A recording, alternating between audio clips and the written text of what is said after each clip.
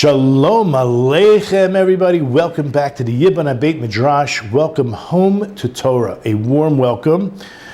We are in Parashat Shoftim, Deuteronomy chapter 17, verse 18. But before we begin, I have a few brief announcements.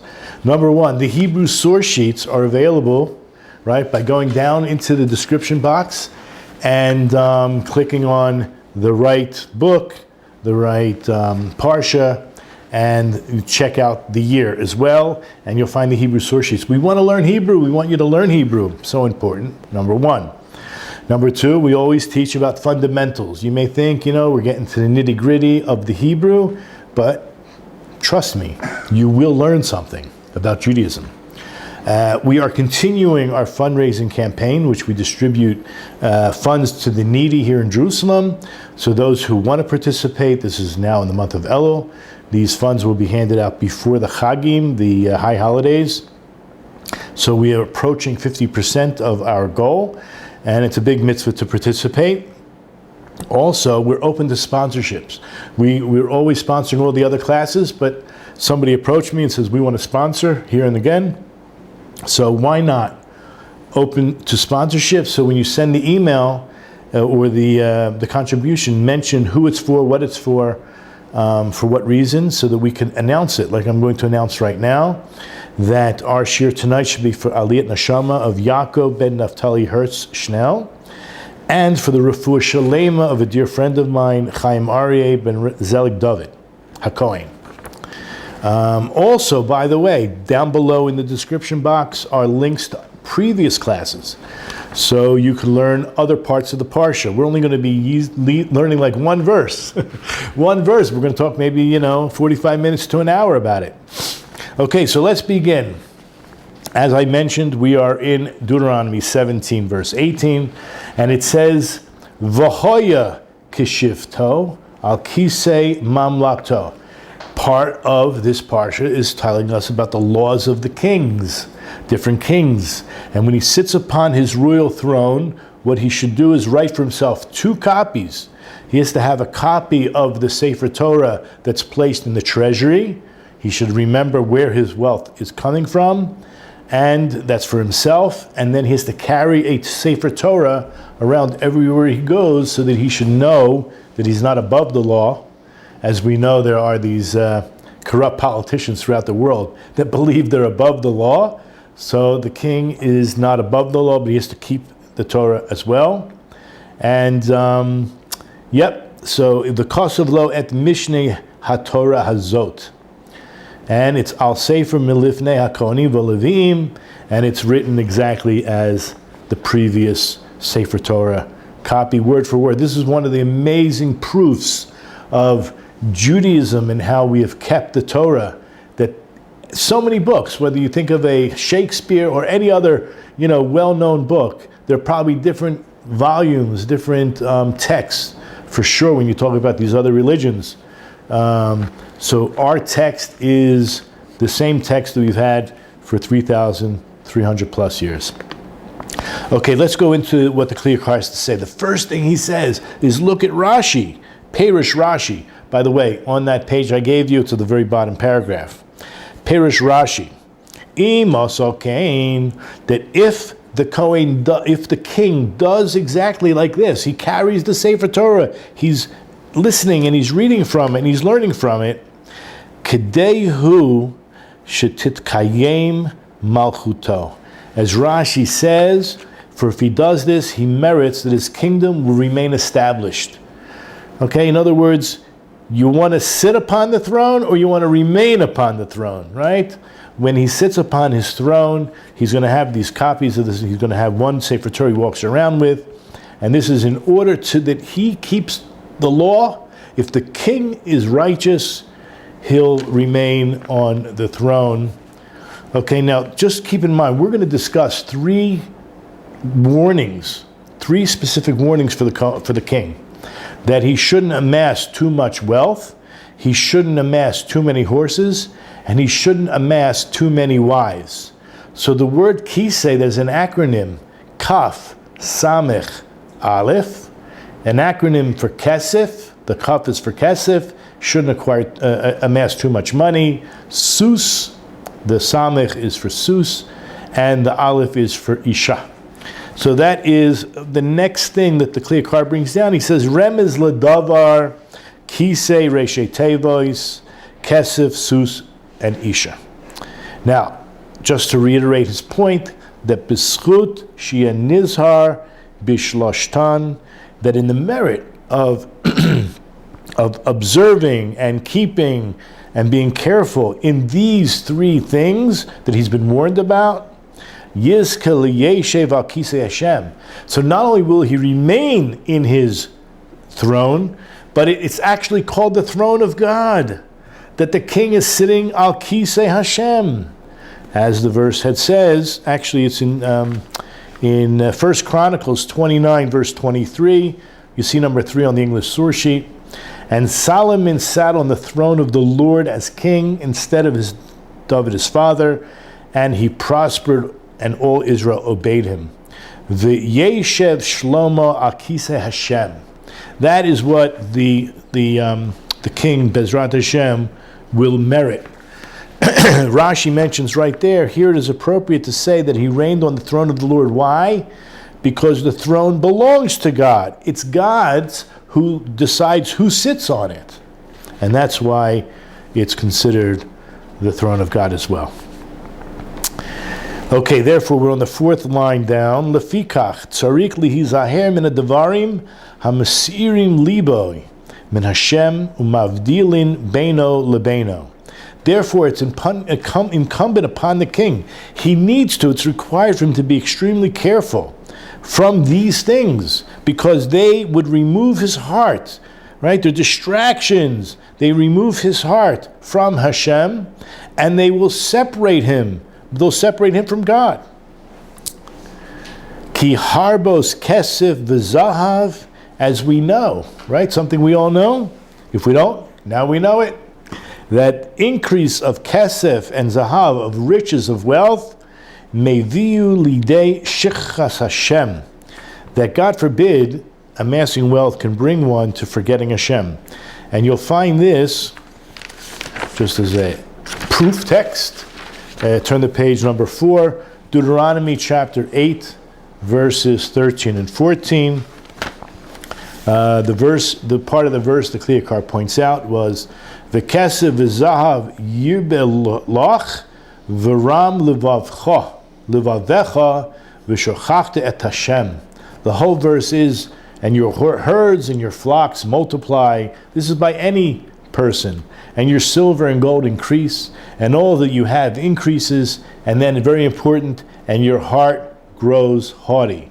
As a result of your heart growing haughty, you forget the Lord your God, who brought you out of the land of Egypt, out of the house of bondage. It's true. Our God saved us from Egypt. Okay?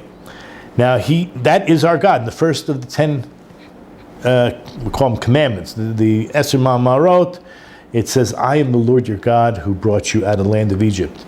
It doesn't say I'm the Lord your God who created the universe, right? But I'm the Lord your God who brought you out. We have a personal relationship, an intimate relationship. He saved, Hashem is our salvation. Okay?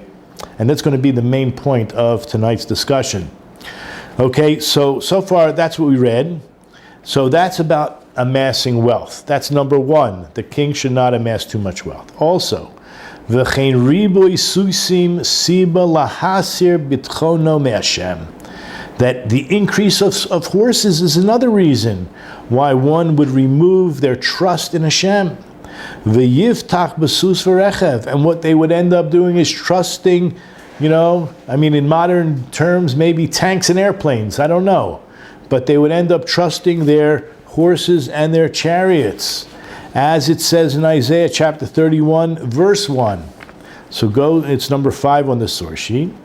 Woe to those who go down to Egypt for aid. By the way, just a little bit of background. So Isaiah told them, listen, don't go down to Egypt. Don't associate. Don't make a pact with them. You're supposed to make a pact with the Assyrians. But nevertheless, the northern tribes went ahead and made a pact with Egypt. and that was not good because Egypt was not there for them. And who rely on horses and trust in chariots, which are many, and on riders who are very strong, and they did not rely on the Holy One of Israel, and the Lord they did not seek. Okay, so they were warned not to align with Egypt, but rather to follow the guideline of the prophet.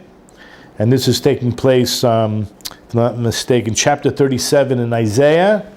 You can also find it in 2 Kings, chapter 17. Ahaz, he aligned with Egypt instead of Assyria. By the way, just you should know, I mean, this is an amazing story. You know, Hezekiah, who was, as we were talking before, he was a candidate to be Mashiach.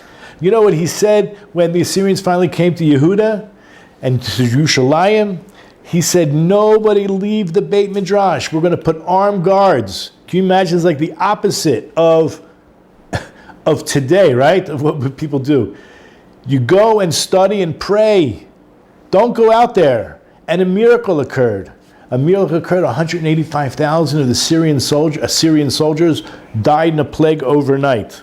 Okay, it was miraculous. That's amazing. 185,000 enemy soldiers, just like that. But he threatened them, do not go out to fight. Stay in the Beit Midrash and pray.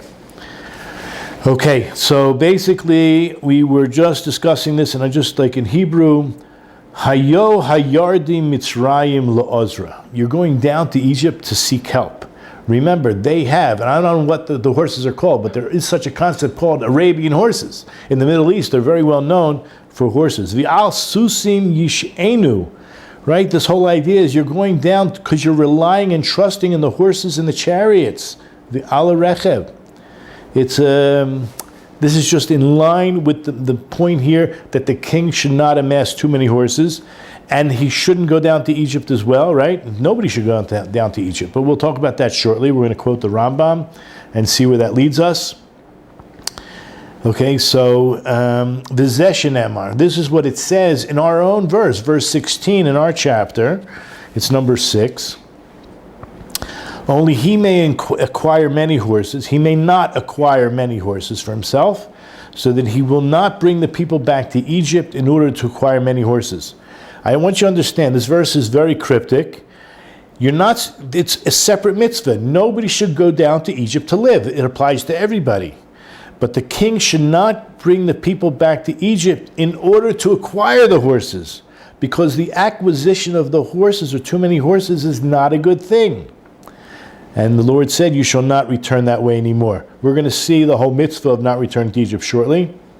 Just look at Rashi on that verse, 17 verse 16, but only what he needs for his chariots, so that he will not cause the people to return to Egypt in order to purchase the horses, because that's where horses come from. It's a very interesting insight that's referring to the horses very specifically. So this is what he's warned about. So the Yakar, 4 lines down, begins, Ein ha'isur belechtam Mitzrayim l'schora. Apparently, it's not forbidden to go to Egypt for business, right? Temporarily. Okay? Ela ikar isur, but the real prime isur in going back to Egypt is ba'avor sheribo yasusim meisir mimenu habitachon b'Hashem.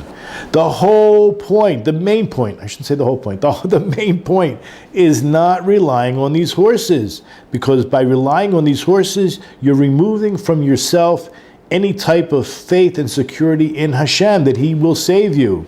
Al kein tziva shelo yashiv ha'am mitzrayma kedei laharbo sus.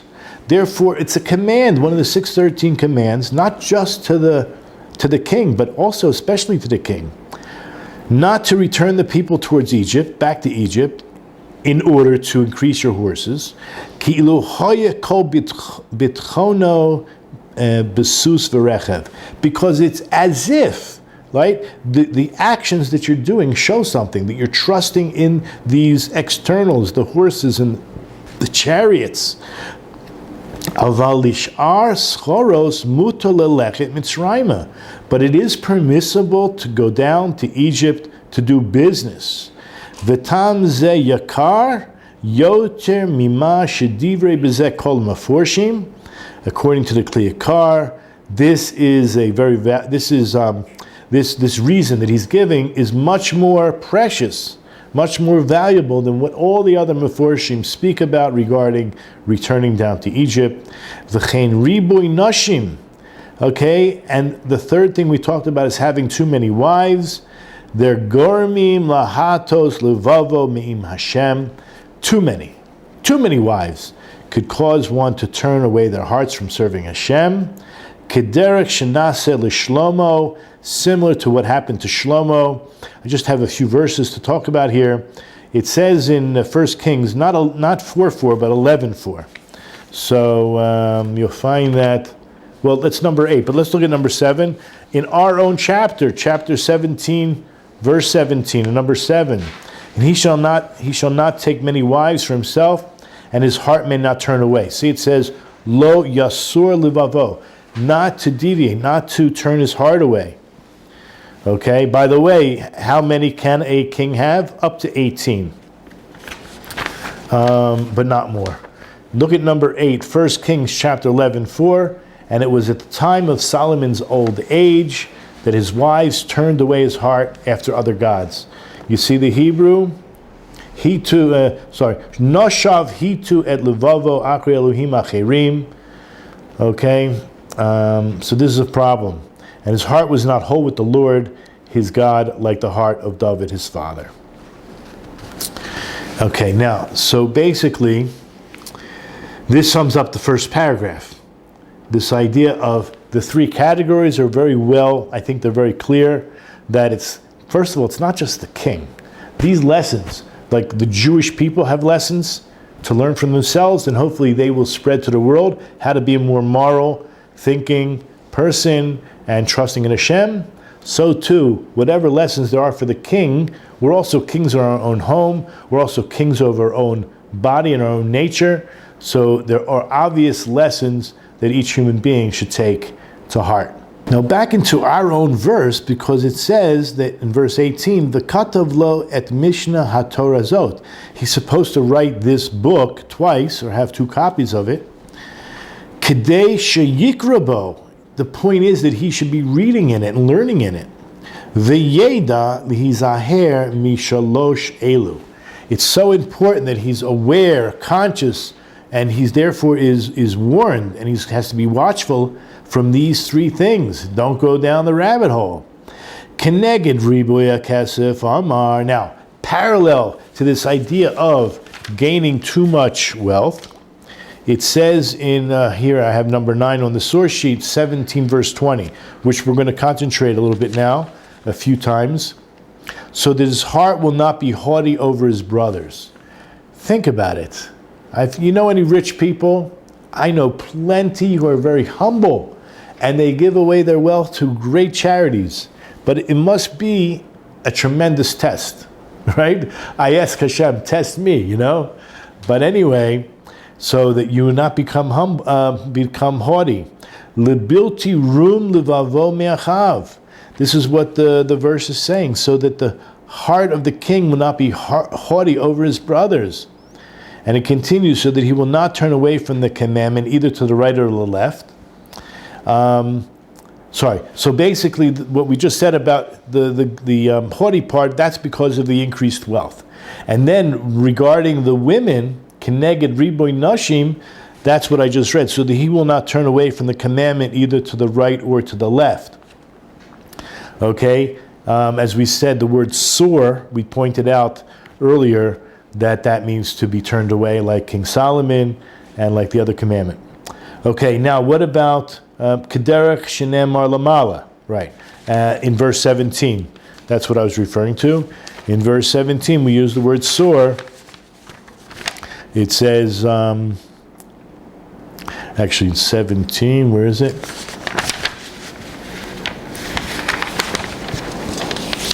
Here it is. Lo yirba lo nashim. Don't increase wives, velo yisor livavo. So your hearts are not turned away. So that's parallel to that.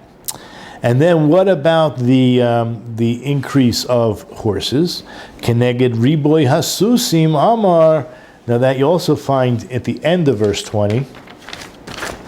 where it says, in order that he may prolong his days in his kingdom, he and his sons. And without reading the last two words, I'm going to read them, but I want to read them in Hebrew first. Bekerev Yisrael, among Israel. We're going to concentrate a little bit now on those words. What does it mean, Bekerev Yisrael? Hold your horses, we're going to get to it. No pun intended. Okay? But it says Bekerev Yisrael. Meaning to say, She'im yiftach besus v'rechev, that if you, whether it's the king, right? The king, if you trust in the horses and the chariots, yamut b'milchama, you will actually die in the war. And how do we see this? Look in Psalms 37, verse 17. Sheker hasus l'tshua. A horse is a false hope for, I don't know if tshua is victory, but it's salvation. The horse is a false hope for salvation. And with his power he will not escape. Uberov chelo lo yimaleh. He adds the word nefesh, nafsha, meaning your soul, right? Or yourself. Even the word nefesh doesn't always mean just the soul, but it means you're going to die in battle. You're not going to win, and you will die.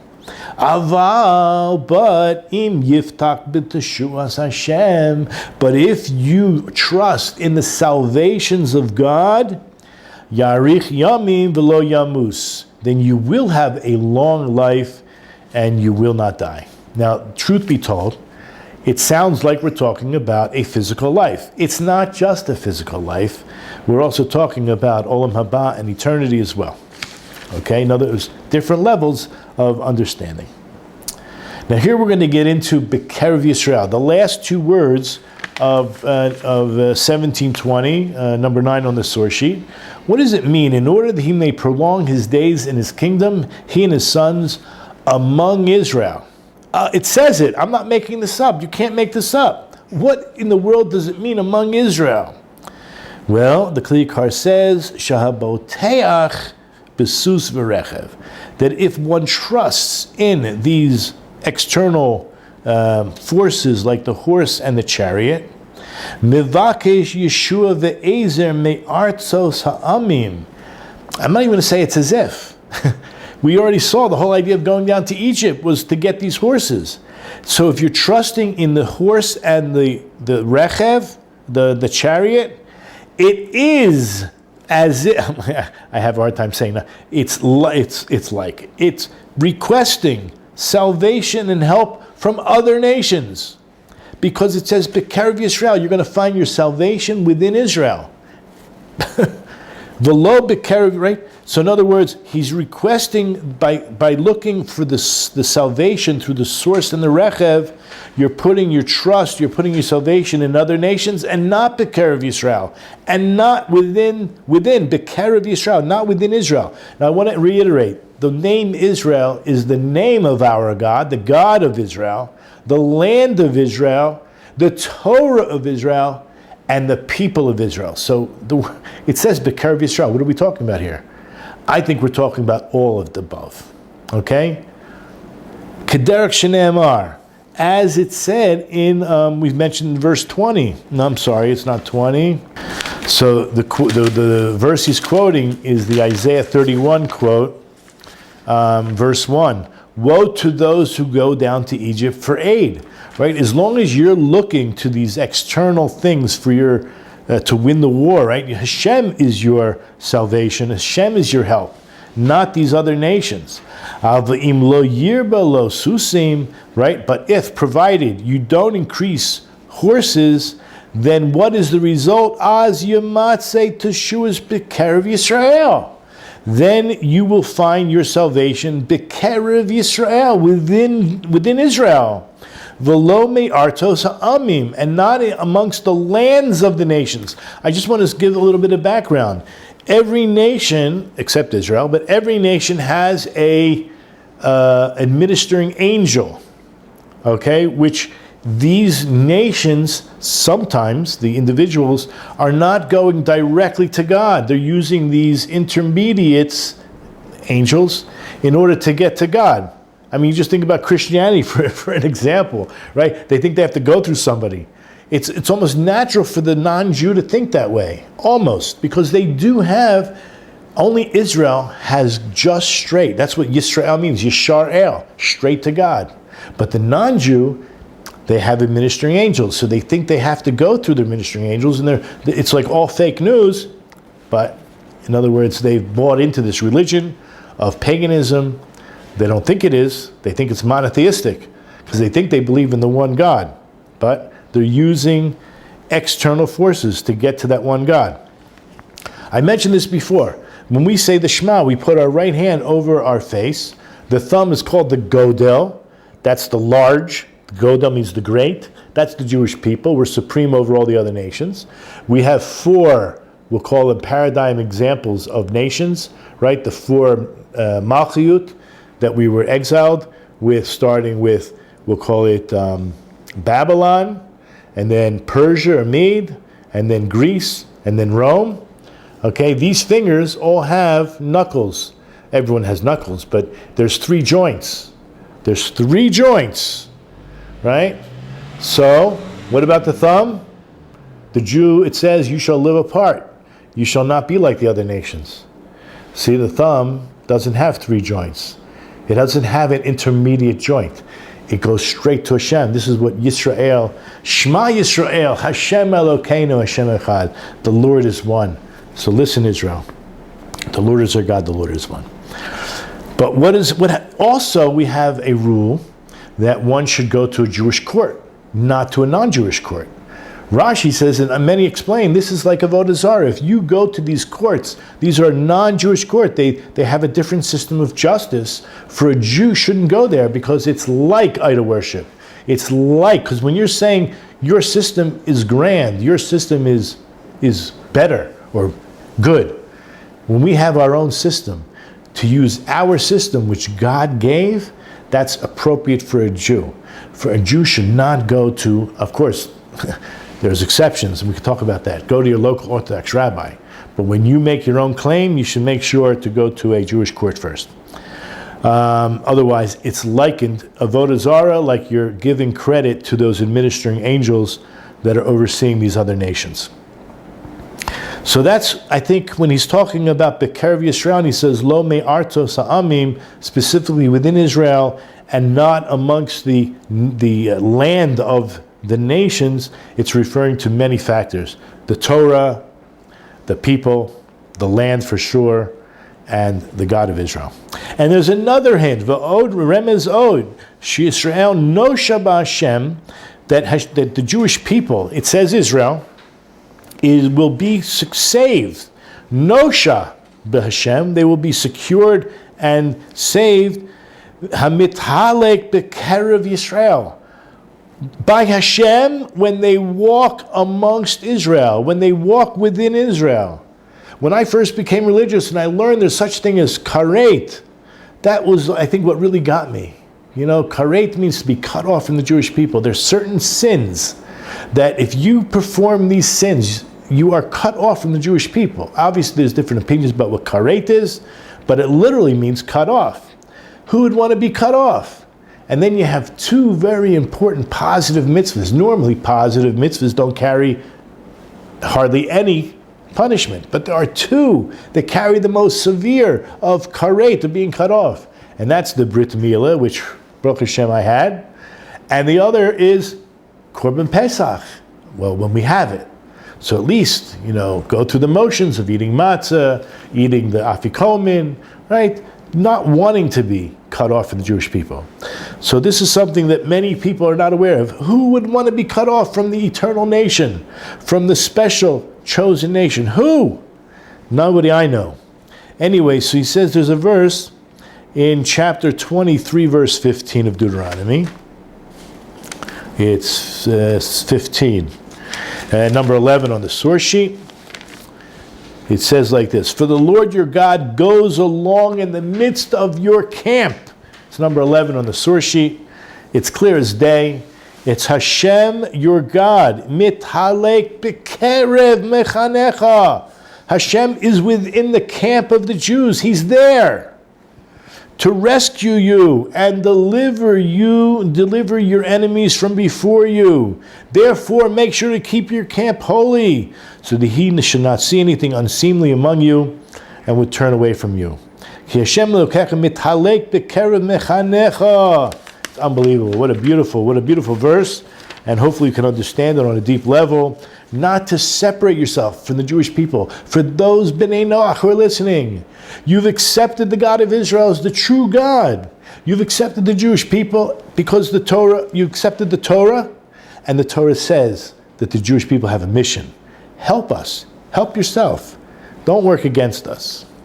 And what does this verse mean? As we just quoted in Deuteronomy 23, verse 15, Rotza lomar shi'arich yamim, again, having a long life, mimi shehu b'kerev Yisrael, for those who are amongst the Jewish people, right? You can be a non-Jew and accept the God of Israel, and accept the mission of the Jewish people, and support the Jewish people. You are counted at least as a non-Jew, right? Whether it's a Ger Tosha B'ezrat Hashem, soon will have such a status, but the highest level of a non-Jew can really feel B'kerev Yisrael and B'ezrat Hashem. So anyway, this is just the one verse that we dealt with in this week's Parsha. Again, you can look through the other previous links down below for other classes to listen to, and we wish everybody, right, a good life,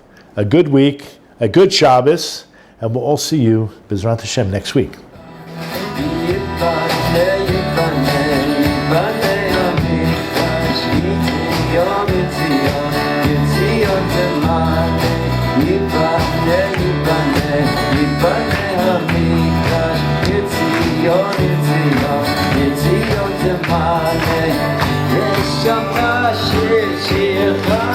It's